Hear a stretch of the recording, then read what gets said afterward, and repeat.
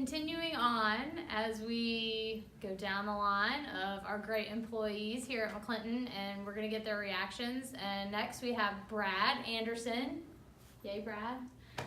Brad is our product specialist and accessory specialist, and he wears a bunch of hats here, so he can sell cars too. So. He's a Silverado owner. And he's a Silverado owner. That is true. So he can give us lots of insights. So Brad, tell us a little things. I know you're more technical, so you'll give us some cool interactions and reactions. Pretty much the first thing I started with when it came off the truck was I noticed that for this body style, they had 2 front air curtains kind of tied into the front fascia there to kind of reduce cabin pressure. Can you point those out for us? You got one right here tucked away on the driver's side that kind of runs right in line with your daytime running light. And then you come over to the other side and it's same thing in proportion on the other side. Passenger side tucked in right here next to the daytime running light. No point really popping the hood. This is equipped with the 5.3, and any changes they have made on that you can't tell by looking at it. Any current Silverado owner has by now gotten used to the previous fuel consumption buddy system that Chevrolet came out with, known as active fuel management. The 2019 5.3 liter V8 motor will have what is called dynamic dynamic fuel management. I guess they didn't really change the name up too much.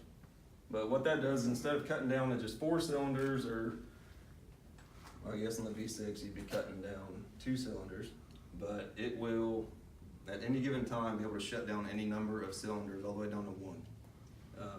Nice change about that is you're not shutting down the same cylinders every single time. So for the people out there worried about engine wear over the course of the ownership of their vehicle, they've kind of nipped that in the bud. So they did listen to people about that. I'll give them credit for that.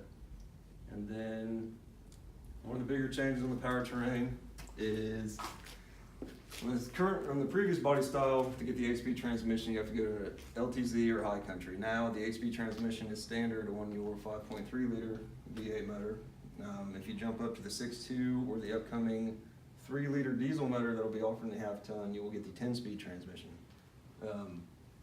Moving along cosmetically, I noticed the emblazoned Z71 badge that was once available on the Custom Sports and Midnight Editions that was down here on your door skin. They moved that up to the front fender. I do like that, especially how they left that laser cut out to where whatever body color you have will show through the emblem. Mirrors have obviously changed a little bit. The spotter mirror on the driver's side, to me, is a lot more useful. The other one was kind of like a fisheye lens. This is kind of just a true blind spot mirror. On the accessory side of things, you notice that they've changed the appearance and somewhat functionality of their assist steps. They will also offer a full, not only cab length, but wheelbase length assist step to where you could step clear back here and reach into your bed if you needed to. Let's see. I guess one of the biggest changes that any lifetime Silverado fan will notice is now the Silverado has rounded off wheel wells. That will go hand in hand with the people that like to put oversized tires on but not have to put a monstrous lift on their vehicle. They also took the front wheel and tires and moved them out and forward as far as they could go and extended the wheelbase by, I think, roughly 4 inches or so. It gave Silverado owners about 10 more cubic inches of bed storage capacity, not only in comparison to the previous Silverado, but in comparison to its competitor that starts with an F and sounds like Ford.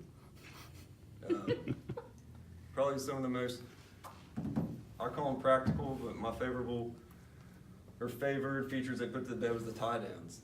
This will come equipped with 21 different tie down options. You'll have 12 stationary ones, all rated for up to 500 pounds load capacity, and they will be located here in your corners on the rear, and 2 on the same corners up front, and then 2 more down on the inside facing towards the Chevy bow tie emblem.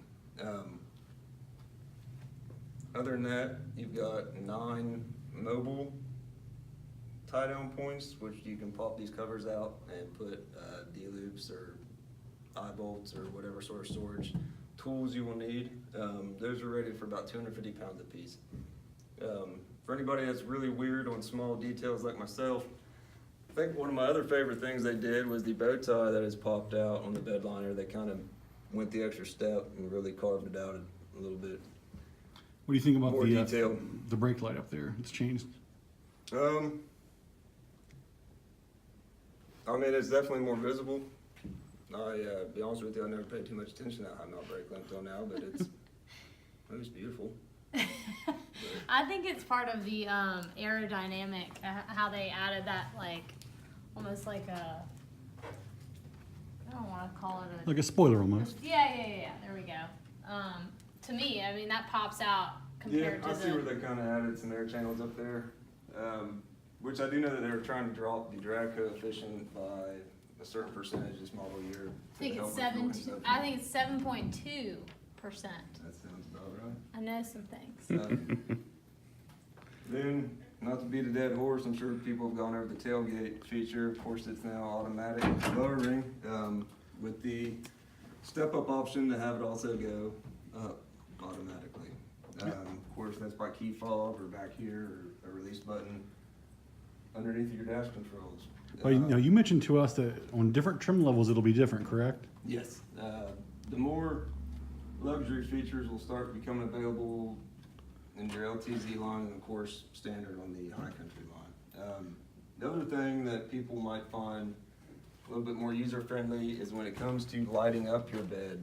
Previously the only option you had was your overhead mounted cab light or underneath the bed rails, which really only did you good if you had a tonneau cover that would actually allow the light to illuminate anything. So on the higher trim levels though, is there, so like for instance, this drops with the, either in the interior, there's a button on the dash to drop the tailgate, or on your key fob, but on the higher trim levels, can you raise it? You should be able to raise it. Okay, so that's kind of cool. For anybody that actually uses their truck for work or tailgating or pretty much anything that you would ever need 120 volt outlet for, that is also going to be an available option for Ooh. certain packages right there on the passenger side rear corner of the bed. Nice. It'll work just like an outlet you've got in your living room. That's cool. Of course, the dual exhaust tips is kind of something I think Chevy was a little bit late to the game, but I'm glad they finally decided to play. It's just an aesthetically pleasing feature. I think it goes real well with the bumper and the way it's kind of wrapped around the rear end of the vehicle. Of course, everybody wants to say that they copied the engraved tailgate from Ford and Dodge and Toyota, but actually Chevy started that back in the day. They just stepped away from